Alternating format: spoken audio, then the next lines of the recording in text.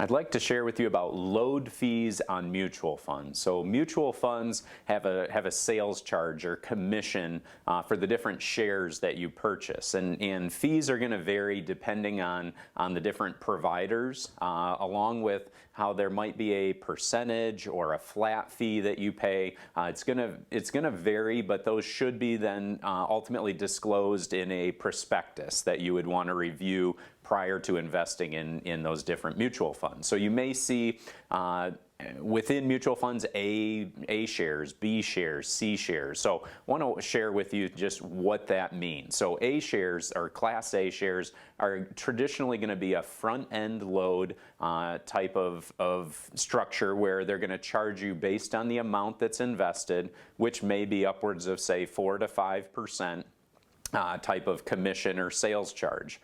Now then there's 12B1 fees, and these are the annual fees, which maybe, let's say, are around 0.25% per year. And then on the back end or backload, there may be no cost to sell. So that's your typical A share. Then you move on to Class B shares. So there's not going to be a front end load with Class B shares. With your 12B1 costs, though, they might be a little bit higher, maybe closer to 1% a year.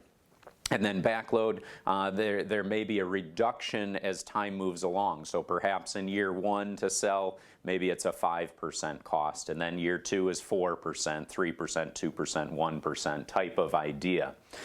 Class C shares, meanwhile, there's no front-end load. The 12B1 ongoing annual fees maybe, let's say, are 1% per year, and then there's no backload or no transaction cost to sell. Now, this might be used because it's lower cost. There might be used for more short-term transactions, but the funds themselves might keep a higher amount in cash for liquidity. So there's multiple moving parts within these different types of funds. Now, something we've witnessed over time is a lot of investment managers and fund managers out there have somewhat shifted away from mutual funds as you start to see the different types of costs that are involved with them. And so a lot of managers that are more actively managing may have shifted more to exchange traded funds or ETFs. They're typically going to have lower expense ratios, but they vary, again, just like mutual funds. Different